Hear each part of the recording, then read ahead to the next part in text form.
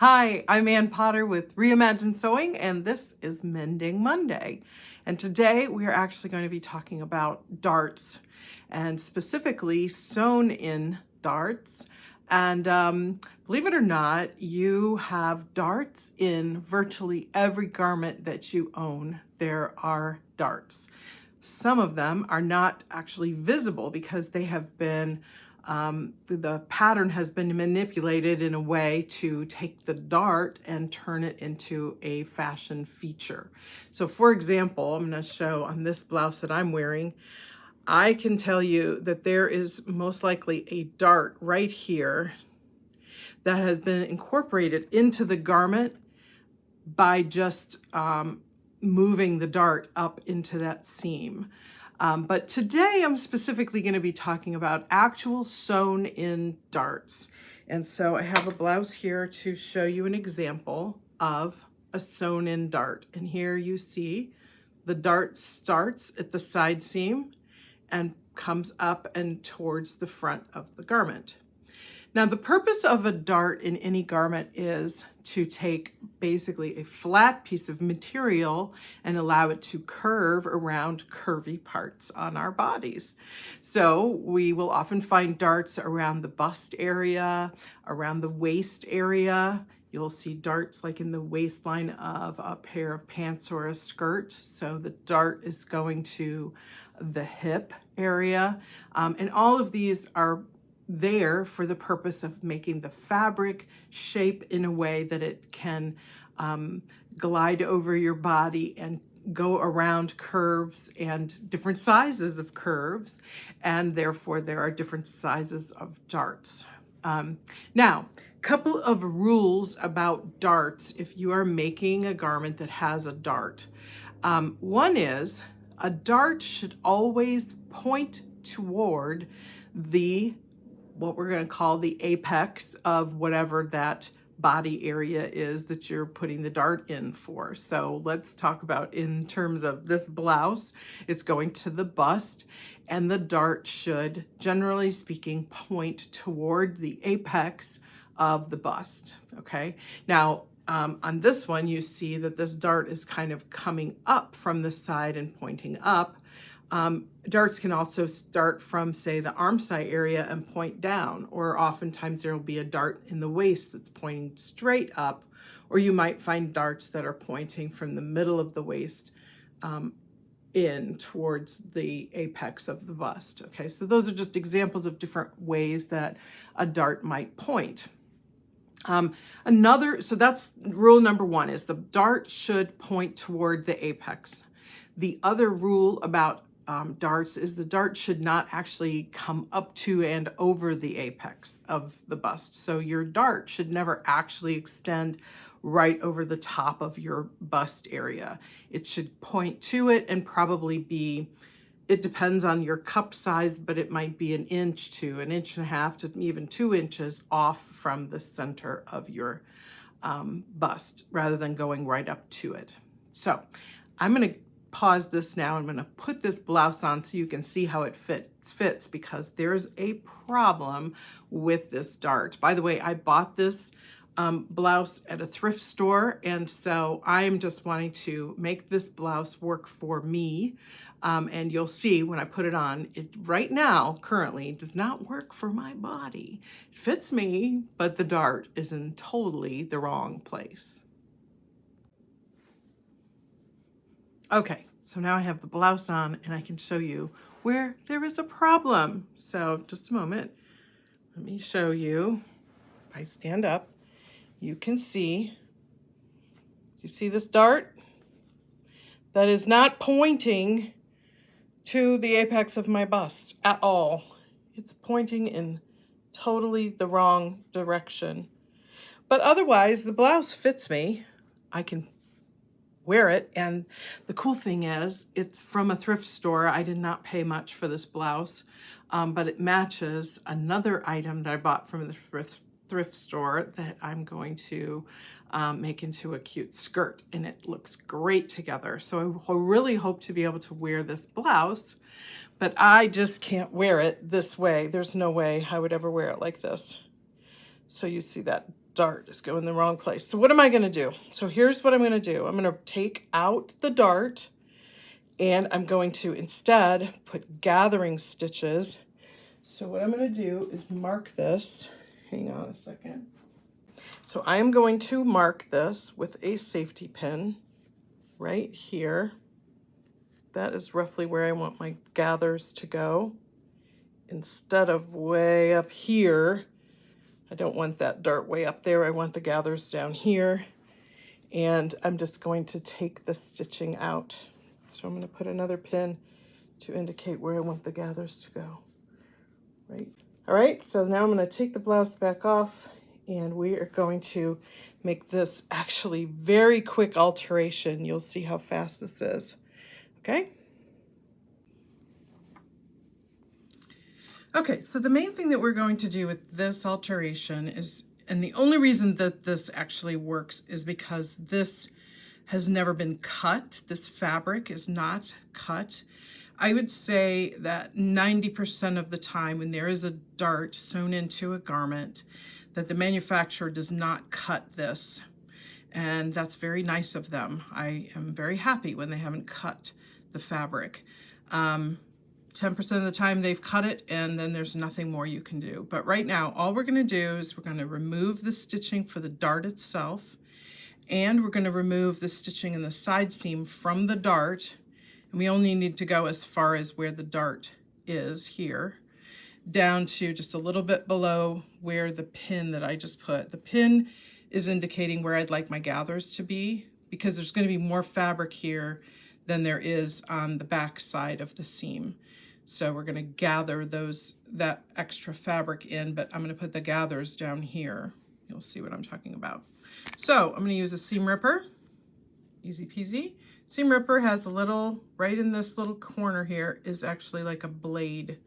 So we're going to be very careful not to actually cut the fabric itself. We're just looking to grab a hold of the thread itself. So I'm just going to cut the stitch in a few different places. You see, I'm being very careful not to actually cut the fabric though. And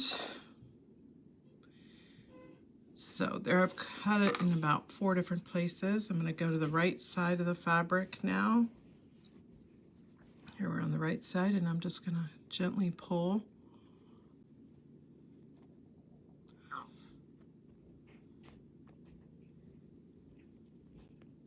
You see where I had pulled or cut that thread? It's just pulling right out. You see that? Now let's go back to the wrong side. And on the other side, there, that thread is pulling out. Do you see? And now I'm just going to rip that right out. Ta-da! There, I have taken out that dart. Now I'm going to take out, again, as I said, the stitching. We're going to go all the way from right below where I've put this pin. So I'm going to start down here.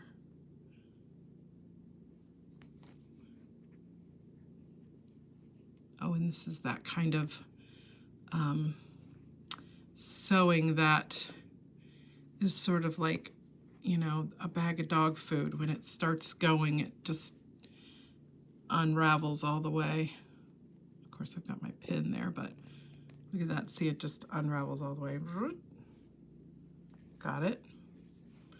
Now, I also want to actually remove all this serging. So I'm going to just rip that out as well.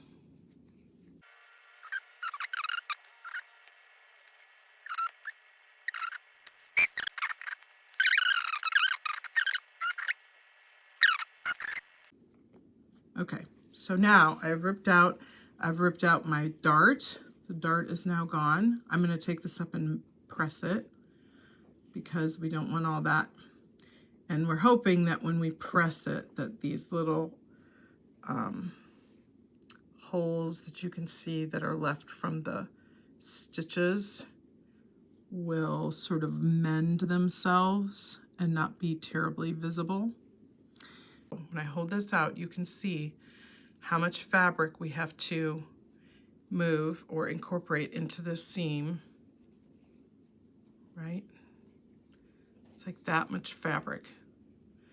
And I'm going to gather it using gathering threads and sew it in between these two pins. Okay, so the first thing I'm going to do actually is go upstairs. I'm going to press this open, this dart, and then I'm going to mark where I'm going to put my gathering threads. I'm going to finish getting all the rest of these threads out of here. And I'm going to do the ripping on the opposite sides because I'm going to do both of these at the same time. Okay, so right now I'm just going to go press this. I'm going to do the other side and I'm going to get rid of all these excess threads that are all over the place. I am very thrilled because, and actually I'm going to turn this to the right side of the fabric so you can see this. I took this up and pressed it on the ironing board, and as you can see here, what I had suspected would happen is exactly what happened. The places where there had been stitching here, it was right here. You can just faintly right now see a pressing line here. And it was right here. It's super faint and it will go away over time, but it did basically heal all of those places where the needle had gone in and there were stitches. Just by pressing it, that's all gone. So you really cannot see, this is the right side of the fabric, you really cannot see that there had at one time been a dart. I mean, there might be just the slightest little crease here that will, again, I believe, go away over time. So I'm super excited about that. It worked great. Now what I'm going to do is put in my gathering stitches. So what I like to do is put in 2 rows of basting stitches. Basting stitch is the biggest, like I'm just going to do like probably a 4 on my machine. One challenge that I have today is that I don't actually have a great match for thread. So these are the 2 threads that I have in my stash that are anywhere near close. So I'm going to go with this one here. It's not a perfect match, but I'm not doing any top stitching here and nothing will be seen on the outside of the fabric. I'm just going to be basically redoing this seam, and I'm going to also do some zigzagging on that seam.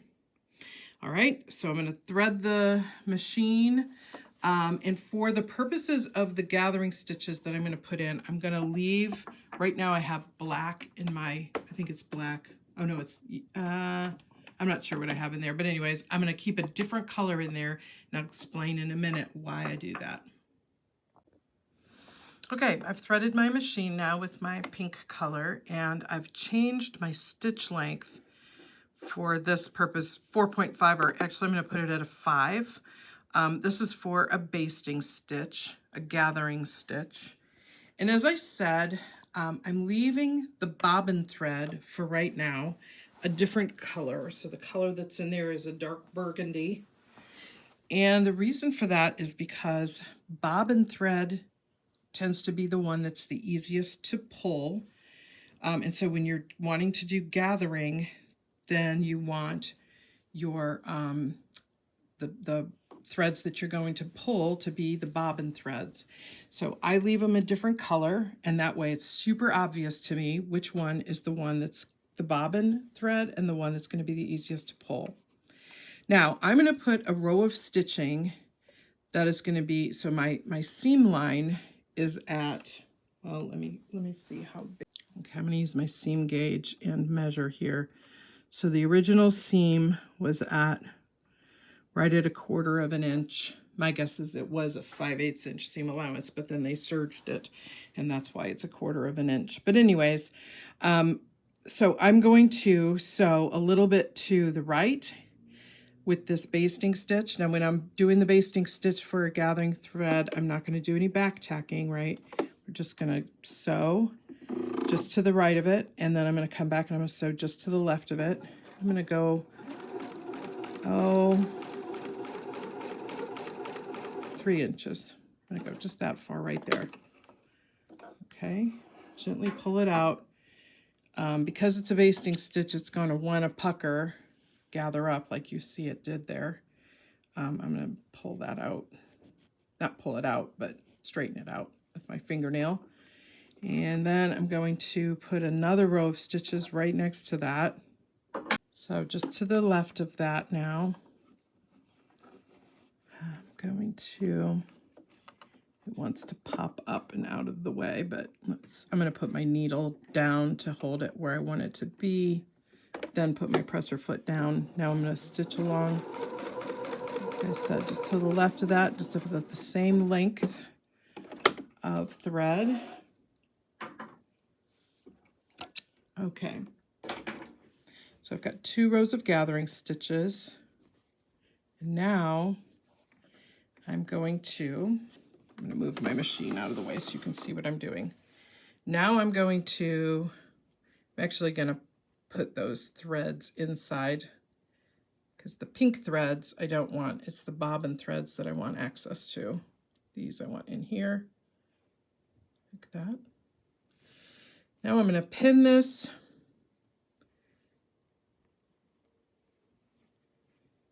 And hang on, in just a second, you'll see what I'm doing. Okay. Now I'm going to pin this down. Do you see this big sort of extra bloop that's there? That's from the fact that it was a dart originally. We're going to end up cutting that off in a minute, but right now I'm just going to leave it there. I'm pinning this flat, pinning along. I'm going to put a lot of pins in here. And then, now I'm going to turn it to the other side where you can see my gathering stitches. I'm just going to go ahead and use this pin right here. Okay, so now you can see the fabric that we want to gather to the back side, which is, we're not gathering, shorter, right? And so now I'm going to gather, I'm going to pull these threads now to gather this up. And I like to have my pin on the top like this, so I can wrap there. And then on this side, you see how I'm just making it match up there. That's all I really want those gathers to do. They're going to be right there in the center. And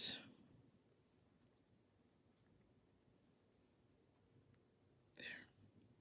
Okay, now I'm going to sew this starting from where my stitches are there left over from before. That's the original seam line. I'm going to come down, I'm going to sew. Well, I'm not going to be able to see what I'm doing. Let's see. We might do it from this direction. I think that would be easier. So I'm going to sew starting from the seam line, that was original seam line, and come all the way down, sewing all the way till I meet up with the original seam line down here. All right, let me get the sewing machine back. Okay, true confessions. I recorded this whole sequence of videos a week ago, and when I sat down to edit the videos yesterday, I discovered that there was a whole segment that I had actually not recorded. I suspect I maybe hit the record button twice, or somehow I didn't hit the record button at all, or whatever happened. I didn't actually get video of me sewing this seam. So I've shown you how to prepare for the seam, but I didn't actually record the video that shows how to sew the seam. So I am going to show you now what it looks like, but I apologize I don't have the video of actually sewing it. Okay, so here is the sewn seam. And you can see just a small amount of gathers there. I have a straight stitch that connects from the bottom where I had originally ripped out, started ripping out the seam all the way up to the top. Okay, so there's a straight line of stitching, and then I also zigzagged and I trimmed away some of the fraying threads. There were also some fraying threads on the right side of the fabric, but there is the end result, and I'll show it on in just a minute. Oh, I'm so excited. I've done the project, and I'm going to show you now what it looks like. Do you see? I have moved that dart that was way up here pointing out into the middle of nowhere, and now it is just a set of little small bit of gathers right there, and the blouse fits great. And I can now wear this blouse. I've had this for a couple of years, I think. I bought it and never have been able to wear it because I didn't like where the darts were. So I can now wear this blouse. And next week, I'm going to show you, I have a dress that I bought that I'm going to turn into a skirt. So I'm just going to chop off the bottom half of the dress and turn it into a skirt, and it goes great with this blouse. So that'll be Mending Monday for next week, is chopping off a skirt and putting on a new waistband. I know, that sounds crazy, but that's what I'm going to do. Bye.